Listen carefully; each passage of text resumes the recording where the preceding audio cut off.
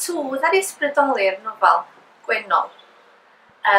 A sylwi ar tatŵ bychan nes i, ar ffer y ffrind, na wyddwn ni bod yna nes bod hi yn rhyw ddwrnod poeth iawn a hitha mewn sandala a thrwsus byr.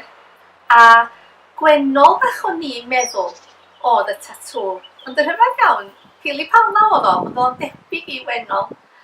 A dyma fi yn cael y syniad beth pe bai hwnna yn fan geni. A rhyw feddwl wedyn pe bai efeilliad efo man geni fysa nhw efo'r un un ac yn yr un lle. A mae gen i ddiddordeb mewn pelacha a rhaglenni fel Long Lost Family lle mae perthnasa'n cael hyd i gilydd ar ôl blynyddoedd. A wedyn mi planwyd yr hedyn o syniad efeilliad yn cael ei gwahanu ar ei genedigaeth a wedyn yn darganfod ei gilydd yn nes ymlaen. A dyna beth sgynnon ni yn Gwennol, Eldra ac Ifon, dau enw reit wahanol. Mae Eldra yn cael ei mhagu efo'i rhieni a mae'n cael magwraeth eitha confensiynol, ond mae hi chydig bach yn wahanol i bob arall. Mae'n ddistaw, mae hi'n meddwl, mae'n synfyfyrio, mae'n ferch sensitif iawn. A o ganlyniad i hynny, mae Eldra yn cael ei bwlio yn yr ysgol. A mae hynna'n un o themau'r nofel, lle dwi'n cyflwyno y bwlis. A mae'n debyg pe bai'r nofel yn hirach. Mi allach chi fynd i mewn i resymau fel pam bod y genod yma yn bwlio Eldra. Ond mae yna olygfa yn y nofel lle mae hi rhyw awr ginio yn hytrach na bod hi efo ffrindiau. Mae'n mynd efo'i bocs bwyd o dan rhyw goedan fach ar ei phen ei hun. A fel yna mae hi'n delio hefo'r peth. Mae Ifon yn hollol wahanol o ran cymeriad. Mae hi'n eitha allblyg ac yn hyderus iawn.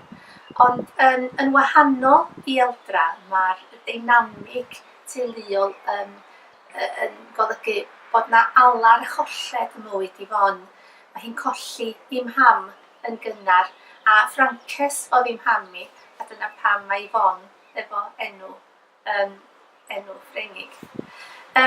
Mae Ifon hefyd yn gorfod wynebu newid ysgol, symud tŷ i thad hi'n cael swydd, a mae hynna hefyd yn ychwanegu at yr holl gythrwbl sydd yn ei meddwl i.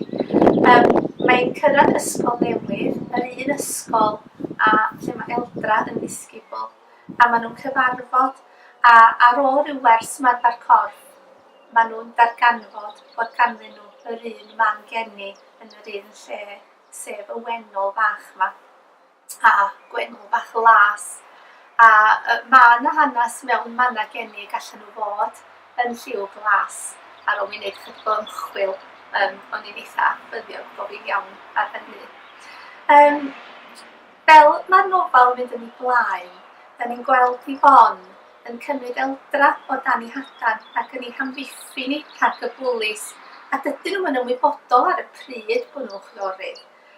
Nes bod yr olygfa yma yn y gampfa a mae'r man geni'n dod i'r golwg.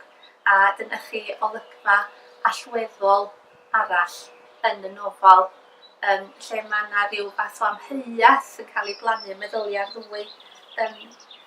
Pwy ydan ni go iawn, allan ni fod yn perthyn, a wedyn mae'r holi yn dechrau.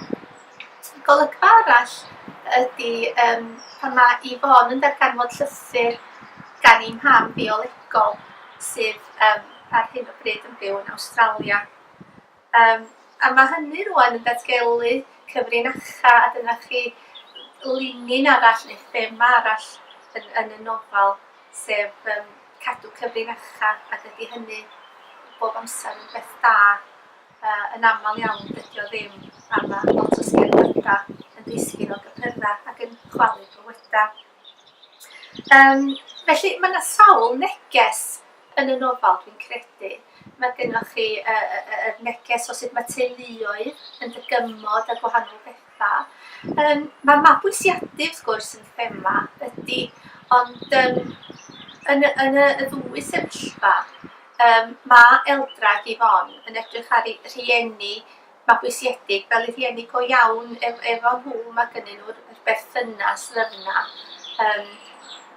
a mae darganfod y fam ddeuolegol bod o'n sioc lle dydy o ddim yn ei gwahanu nhw oedd wrth i rhieni mabwysiedig go iawn. Ond mae hi'n thema ddiddorol a dwi'n meddwl bod o'n rhywbeth sy'n gynhenid yna ni gyd.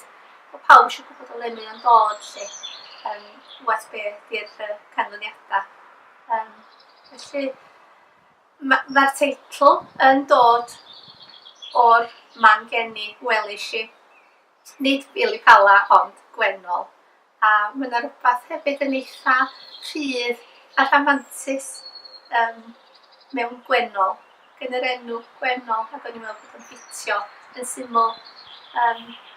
A bod na ryddid i pawb ddilyn i lwybr yn y diwadd a bod na ola ymhen draw'r twnnel. Dwi'n gobeithio felly na ryw ddiweddglo gobeithiol sydd yna i'r nofel.